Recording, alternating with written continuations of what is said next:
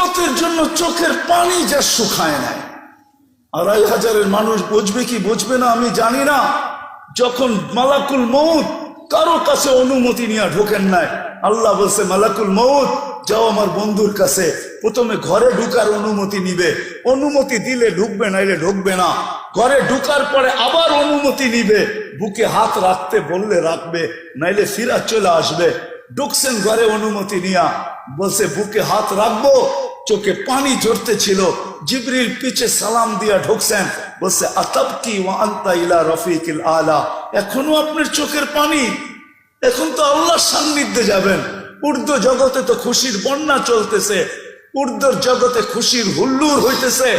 খুশি আর খুশি, ইয়াসিলুল হাবিব ইলাল হাবিব, বন্ধু বন্ধুর কাছে চিরদিনের জন্য চলে যাবে। আপনি এখনো কাঁদেন কেন? বলছে এক প্রশ্নের জবাব এখনো বাকি। ফামাল্লি বাদি লি উম্মতি, আমার পরে আমার উম্মতকে বুকে জড়ায় কে রাখবে, কে দেখা রাখবে? রব্বে কাবার কসম, মুহাম্মদুর রাসূলুল্লাহর সাথে যদি আল্লাহর অঙ্গীকার না হইতো যে আপনার উম্মতকে আমি সমূলে ধ্বংস করব না, তাইলে এই উম্মত 1500 বৎসর পর্যন্ত চোখে দেখতো, বহুত আগে ধ্বংস হয়ে যেত, সমূলে ধ্বংস।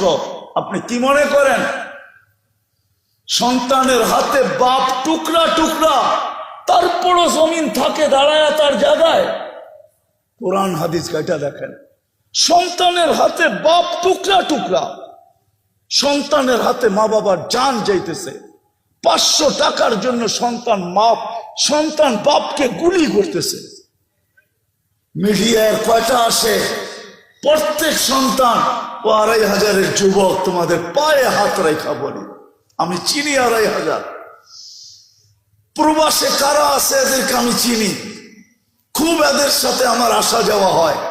যুবক তোমাদের পায়ে হাত রাখি, নেট শেষ হইতে দেরি, মা বাবার গলায় পাড়া দিয়া নেট কিনা নিতে দেরি করো না তোমরা। বাবা বিদেশে থাকে, প্রবাস জীবন কোন আনন্দের জীবন না। আরে নিজের দেশের ভিতরে তো জেলের জীবনও আসছে ভালো মনে হয় আমার কাছে প্রবাস জীবনের চেয়ে। প্রবাস জীবন কি কোনো জীবন? সারাদিন পরিশ্রম করে যখন বিকালে ফিরে আসে তো একটা শূন্যতার বালিশ নিয়ে ঘুমায় থাকে, ও শূন্যতার বালিশ। আমার ওয়াশ করতে হয় না, এখানে যা আছে পেন ড্রাইভ দেয়া, যদি আমি পুরা বাহির করে কম্পিউটারে দেখাইতে পারতাম কান্না, তাহলে এতটুকুই মনে হয় আমার জাতির জন্য যথেষ্ট ছিল। হাজারো কান্না আমার এখানে লুকানো আছে, হাজারো কান্না। কিন্তু যুবক